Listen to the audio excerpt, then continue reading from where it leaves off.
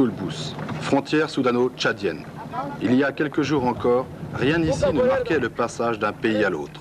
Aujourd'hui, à plus de 1000 km au nord-est de N'Djamena, mais à moins de 30 km des premières positions libyennes, les forces armées du Nord d'Hissène-Habré ont installé leur PC principal.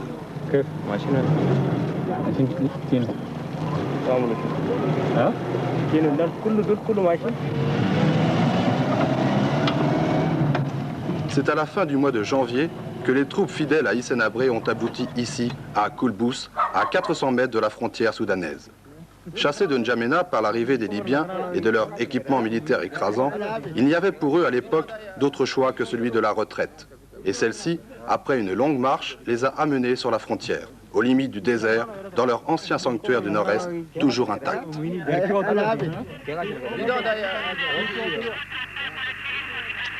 Bon, bien réussi, gardez l'écoute et après avoir fini l'appel collectif, vous passez votre communication. Oscar 3. Oscar 0730 Alpha, Foxtrot Maïka. Foxtrot Maïka, chef deuxième bureau en mission à Lima 21. La défaite infligée en janvier à Hissène-Habré n'a pas réglé pour autant le sort du pays. Après leur retrait de N'Djamena, les fans ont réussi à préserver l'essentiel de leurs forces en hommes, si ce n'est en matériel. Aussi, depuis leur repli dans le nord-est, les fans ont-ils pu se réorganiser et renforcer leurs principaux PC, reliés entre eux par radio. Annoncez le trafic. Oui, également, baisser à vous. Oscar Tango Echo, Loto comme Lima, Oscar Tango Oscar. Lima Oscar Tango Oscar, la vie comme Lima Alpha Victor India Sierra. Vous vous êtes rendu sur le terrain, vous avez visité un certain nombre de zones occupées par les fans, à savoir dans la région du Wadaï géographique, dans une partie du BET. Il va sans dire que les fans existent ailleurs au Tchad, y compris dans le nord du Tchad, au nord de Faya-Largeau.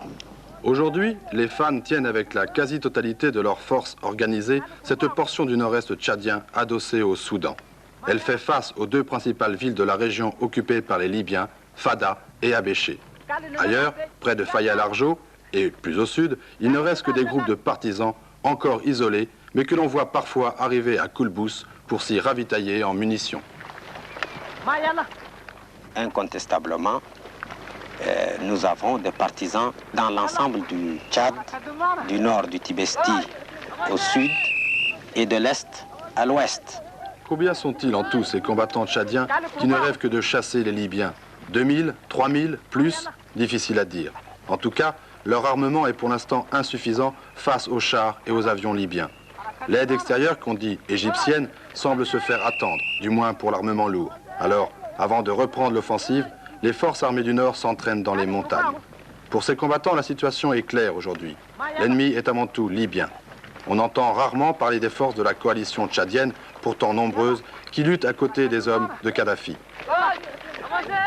Pour les fans, la troisième guerre du Tchad a commencé. Je pense que cette situation, qui est en fait une clarification historique du processus de lutte, de libération, est une étape très importante c'est une étape qui a pu dessiller beaucoup des yeux, qui a pu ouvrir beaucoup des oreilles, tant sur le plan national que sur le plan international. Et c'est une étape également, incontestablement, qui a su faire la part des choses. Qui lutte réellement pour l'indépendance, la liberté, la dignité du Tchad? Qui est en train de poursuivre des objectifs non avoués?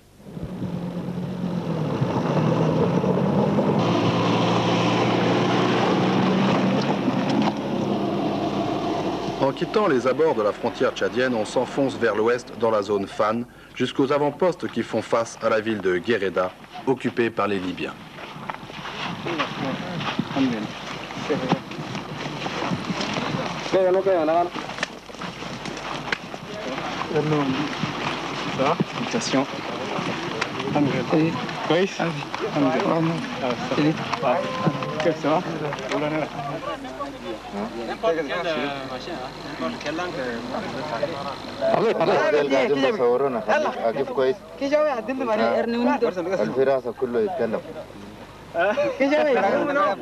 Nous sommes à côté de Guéreda, on peut faire 30 minutes. Nous sommes à 30 minutes de véhicule de Guéreda, Oui. où se trouve la première garnison libyenne. Oui. Et en ce moment, comment se passe la vie ici? Ici, ce sont des combattants et on n'a pas assez de moyens et ils vivent grâce au concours de la population. Et les armes différentes que vous les voyez devant vous sont été récupérées sur l'ennemi et c'est pourquoi il y a différentes sortes d'armes. Donc on n'a rien, on ne reçoit rien de l'extérieur. Et ils sortent un petit peu de temps en temps d'ici, ils font des patrouilles. Il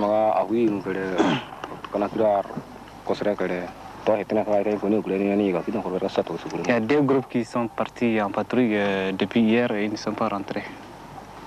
Et toujours en direction de l'ennemi, bien sûr.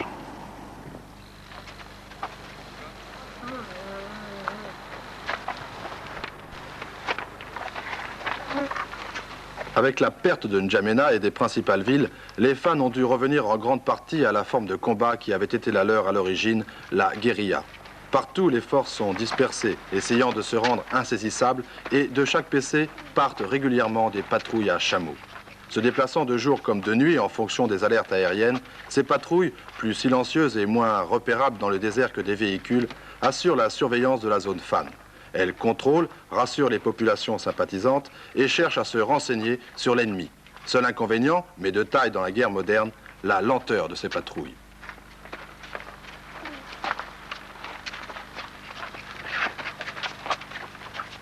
D'après vous, Hissène Habré, que veut la Libye? La Libye veut beaucoup de choses au Tchad. D'abord, demandons-nous qu'est-ce qui pousse la Libye à vouloir absolument manger le Tchad. D'abord des raisons philosophiques. Vous savez que Kadhafi a une conception particulière des relations historiques et des relations internationales et également de la vocation des États et des nations. Il se considère qu'il est le successeur lointain des grands chevaliers du Moyen-Âge. Il se considère le successeur du prophète Mohammed, dont il est d'ailleurs en train de réviser certains des hadiths. Et il estime qu'il a une vocation historique qui consisterait à régénérer le monde arabe, faire de ce monde une puissance, une grande puissance, à l'image des États-Unis, de l'Union soviétique et demain à l'image de la Chine. Donc il y a là des raisons profondes, philosophiques, qui poussent Kadhafi à adopter une certaine attitude, une certaine politique dans le contexte international actuel. Il y a aussi des raisons plus pratiques, des raisons plus terre-à-terre, à savoir que ces régions sont riches Et je prends le cas du Tchad. Effectivement, c'est une région, bien sûr, encore inexploitée, mais incontestablement, de l'avis de tous les experts, c'est une région qui recèle d'immenses ressources. Et en particulier, le pétrole, l'uranium et d'autres minerais très rares.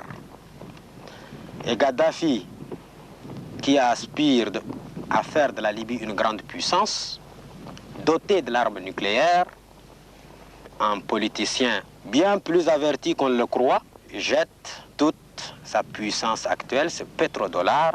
Et dans cette perspective, il considère le Tchad et un certain nombre d'États sahéliens comme faisant partie du monde arabe, de l'ère d'influence de ce qu'il est convenu d'appeler la nation arabe, et que par conséquent, Kadhafi est convaincu que la Libye, sa Libye, a le devoir d'annexer ces États avoisinants.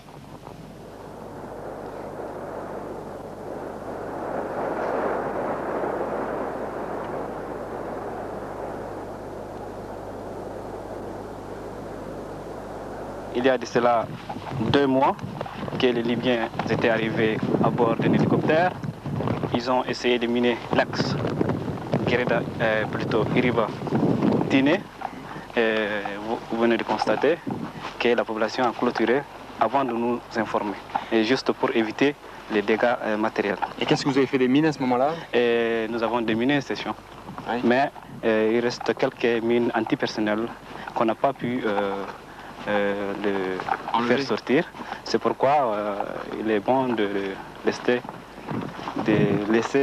clôturer. Et ces mines, vous les avez toutes récupérées?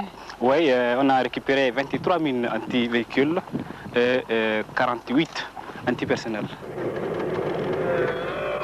Bénéficiant du concours de leur population, les femmes n'ont pas grand-chose à craindre de ce type d'opération. Mais la relative tranquillité dont ils jouissent à l'heure actuelle fait naître peu à peu un sentiment de sécurité pourtant très précaire. Partout, les caravanes continuent leur commerce et l'on se déplace presque comme en temps de paix. C'est seulement à Iriba que l'on craint vraiment une attaque ennemie. Iriba, dernière localité d'importance tenue par les fans, à moins de 100 km de la frontière, vit pourtant à l'heure de cette guerre. Elle attend et se prépare sans trop se tourmenter pour l'avenir. Peut-être avec trop de désinvolture, car c'est sans doute là que les Libyens porteront leur prochain coup. Quels que soient ses buts, Kadhafi risquerait de s'enliser dans les sables de cette brousse désertique à vouloir occuper chaque arpent du pays. Son armée, estimée à 4000 ou 5000 hommes au Tchad, semble pour l'instant ne pas vouloir s'y risquer. Elle se contente dans la zone fan de patrouiller.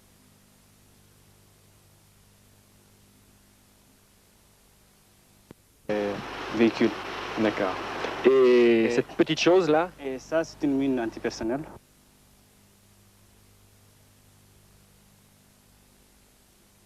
Les mines qu'on a récupérées sur les champs des mines que vous avez vues là-bas. Et une fois que vous les avez récupérées, donc, vous allez un jour les poser? Si on a déjà effectué cette opération, avant il nous manquait des mines. Et maintenant que nous avons eu suffisamment de mines, donc on n'a pas besoin de commander d'autres mines. Ça, c'est le détonateur. À l'intérieur, bon, on forme bien. Comme toute armée d'invasion et d'occupation, les Libyens et leur horde de mercenaires se livrent à des exactions terribles. Bien plus douloureuses, bien plus nombreuses qu'on peut le penser. D'abord, il y a les liquidations physiques. Ne serait-ce que pour vous donner un exemple, non loin de la ville d'Abéché et non loin de la ville de Guéreda, plusieurs charniers ont été découverts.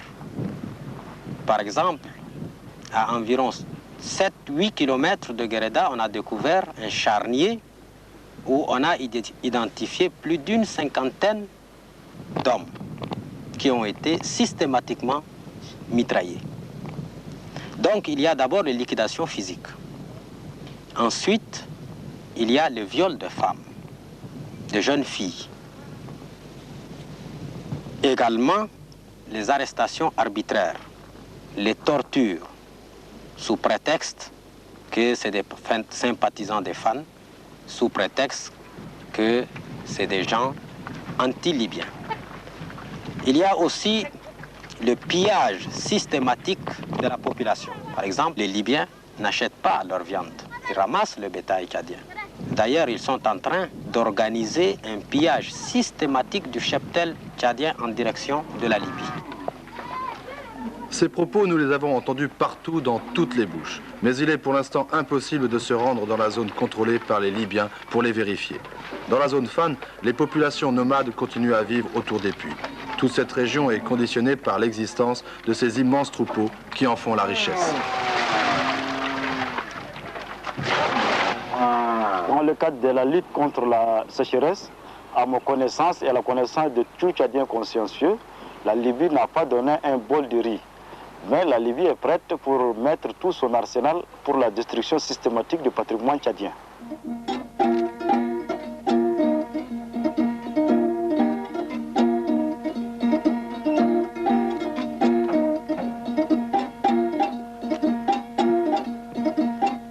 À Iriba, nouvelle et dérisoire capitale pour les fans, les responsables savent pouvoir compter sur cette population qui leur est depuis longtemps acquise.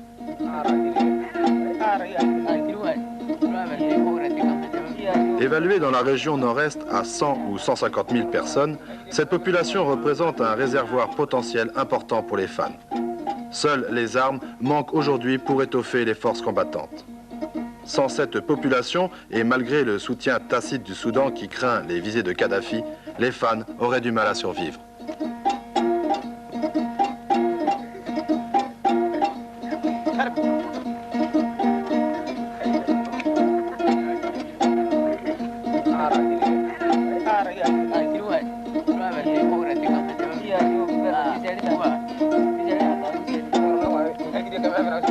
Les problèmes que nous rencontrons sont immenses dans le domaine strictement militaire, autrement dit les problèmes multiples d'une armée, problèmes d'ordre logistique, armement, intendance, problèmes financiers, des problèmes de communication, d'autant plus que dans les secteurs où sont implantés les fans, c'est toute la population des régions avoisinantes qui viennent protection, fuyant les atrocités des armées d'invasion. On trouve ainsi au Soudan de 15 à 20 000 Tchadiens qui ont cherché refuge derrière la frontière. À l'intérieur du Tchad, ceux qui sont restés vivent quasiment coupés du reste du monde. À Iriba, les seuls soins apportés à la population depuis 3 mois ont été ceux du docteur Ronnie Broman en mission exploratoire pour Médecins sans frontières. Ces conclusions sont significatives. Il faudra envoyer d'urgence 2 équipes médicales complètes. Ouvre la bouche.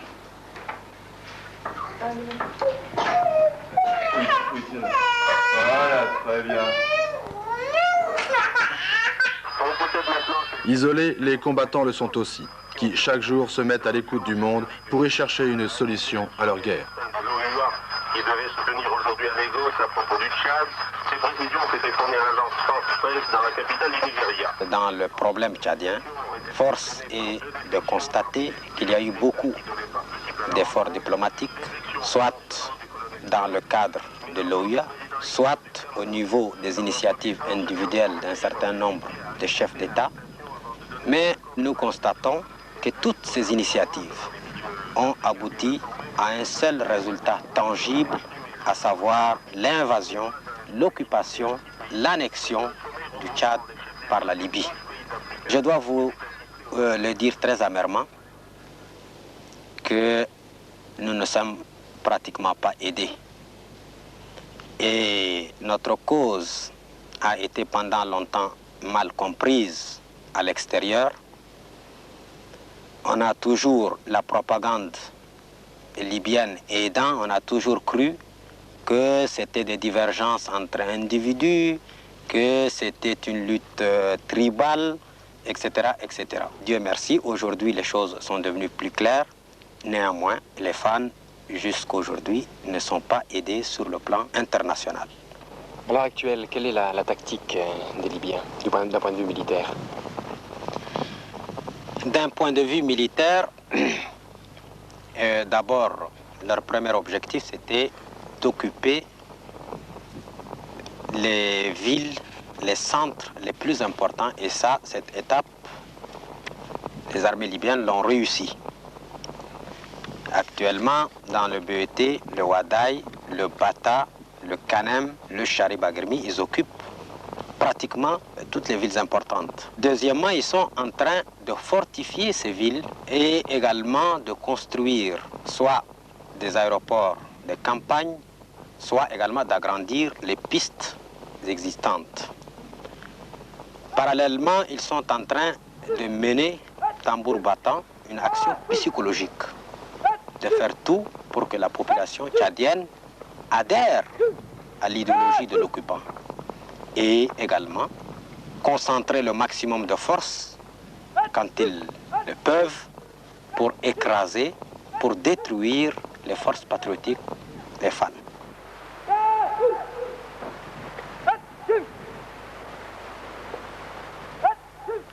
Pour l'heure, la situation n'est guère favorable aux forces armées du Nord. Les forces de la coalition, dirigées par Goukouni Ouédey et fortement appuyées par les Libyens, sont bien implantées et paraissent pour l'instant indélogeables. Il est troublant de constater qu'elles utilisent une tactique qui offre des similitudes avec celle employée par les Russes en Afghanistan. Ici, comme là-bas, on se hasarde peu à sortir des villes que l'on préfère tenir solidement. Dans la mesure où l'ennemi n'a que des moyens militaires limités, on le laisse tourner en rond dans l'espace jugé inutile en se contentant d'y semer, d'une manière ou d'une autre, une certaine insécurité. Mais l'armement des fans est tout de même plus conséquent que celui des Afghans et les Libyens ne sont pas l'armée rouge. Alors, les événements risquent d'évoluer plus rapidement.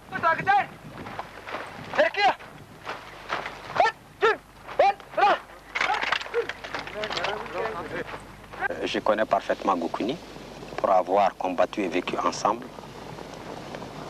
Goukouni fait sciemment, consciemment ce qu'il fait. Il est l'allié objectif et subjectif de la Libye. Il est convaincu que le Tchad ne peut pas vivre en dehors de l'orbite libyenne, car pour Goukouni, avant d'en venir au Tchad, c'est d'abord le Tibesti. Donc, Goukouni, malgré des apparences trompeuses, malgré des déclarations trompeuses qui sont d'ailleurs souvent dictées par son entourage, par les conseillers libyens, Goukouni joue pleinement, consciemment, le jeu de la Libye. Et s'il y a dans cette coalition hétérogène une force qui pourrait éventuellement se détacher de cette coalition, ce serait certainement la force représentée par Kamougué.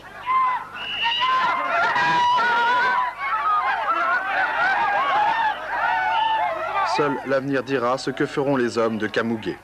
Pour l'instant, certaines informations font plutôt état de combats entre les différentes factions de la coalition, dont certaines ne seraient plus aussi favorables à la présence libyenne. Ici, près de Koulbous, les fans ont rassemblé leurs plus forts éléments et le peu de matériel lourd dont ils disposent. La perte de N'Djamena et les échecs des tout premiers combats semblent oubliés. Après avoir refondu l'organisation militaire, on s'entraîne en pensant à l'avenir.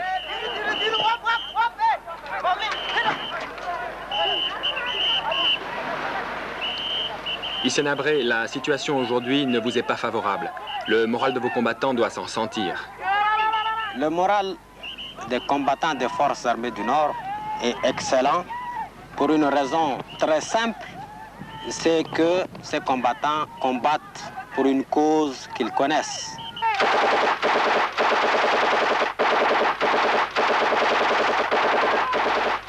La dernière attaque contre la zone fan a eu lieu le 12 mars, dans l'oued de Wadi Barid, près de Koulbous. Attaque mal montée qui s'est soldée par un échec pour les Libyens. L'attaque du 12, les Libyens ont d'abord pénétré dans le territoire soudanais avant de nous attaquer ici à Wadi Barid. Ils ont passé par le nord, à l'intérieur même des frontières soudanaises, et ils nous ont attaqués ici, vers 2 heures dans l'après-midi. Et nous avons pu repousser l'ennemi sur place, récupérer voitures et armes lourdes. Nous avons tué sur place 40 bonhommes et 11 faits prisonniers. Omar Abdoulaye. Wajil min wen? Min Jamen. Min Jamen? Dahal combattant wen? An dagal fi Abbeshi. Abbeshi? Hassa sana kam? Sana al-ana soyeta wala. Aywa, l'inti dahal fogada. À ces prisonniers des forces armées populaires de Goukouni, les fans donneront au bout de quelques mois le choix entre le retour chez eux ou l'enrôlement dans leur rang. Chez les combattants de la coalition, il semble qu'on fasse de même, comme si entre Tchadiens, on voulait éviter l'irréparable pour l'avenir. Arabi? Aha. O kubbal taju hini da. Jitu min wen? Min Abbeshi da. ومعاي هو يجينا. معايا هو؟ قاعدين نجرس هناك وش على انا قلت امشي هناك. من Abbeshi ba jitu hini? Alors comme preuve, je vous montre un béret libyen qu'on avait récupéré sur un cadavre libyen. Et deuxième preuve, nous avons une carte d'identité libyenne. Et troisième preuve, nous avons également récupéré une feuille de route délivrée par les autorités militaires libyennes et une carte militaire des forces armées populaires des FAP. Vous avez été fait prisonnier le 12 mars. Que comptez-vous faire aujourd'hui? Rallier les fans? Oui. Pourquoi? Pour mon pays. C'est-à-dire? Parce que les Libyens sont venus rentrer chez nous. Et pourquoi combattiez-vous avec les FAP avant? Non, on ne sait pas. Il nous a trompés. Dans l'ensemble, ce sont de très mauvais soldats. Et je pense que cela s'explique parce que le soldat moyen ne sait pas très bien pourquoi il vient se battre au Tchad. Mais par contre, les moyens matériels compensent cette infériorité du soldat. Ces moyens matériels sont énormes. Les chars, les armes les plus sophistiquées, les avions de toutes sortes, y compris les Mirage, les MiG, les Tupolev, les avions italiens, les hélicoptères russes et américains. Enfin, j'en passe.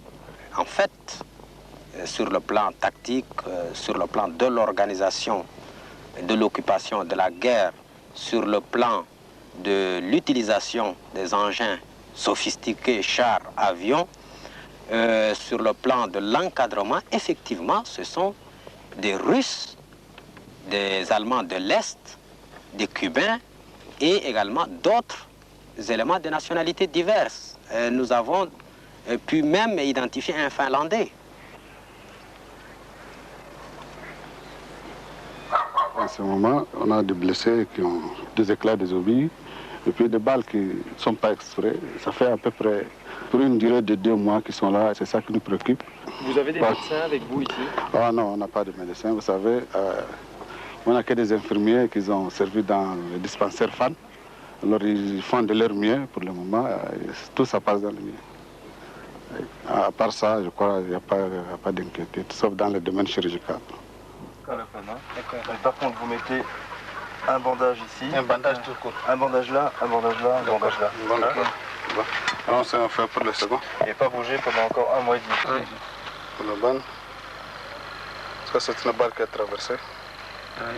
C'est la sortie. La sortie, ouais. C'est ici la sortie. Rentrer, L'envoyé de Médecins sans frontières ne pourra que constater la modestie des moyens sanitaires dont disposent les femmes. Jusqu'à la fin du mois de mai. D'accord. On va enlever. Dès que tu fais... Ça fait longtemps qu'il l'a, l'éclat? Ça fait combien? 3 mois. Il y a quelques millimètres plus haut et crac. Il avait un œil foutu. Là, il s'est fiché dans... Tu veux qu'un... Sur le plancher orbitaire, il a buté sur l'os. C'est ce qu'il a arrêté.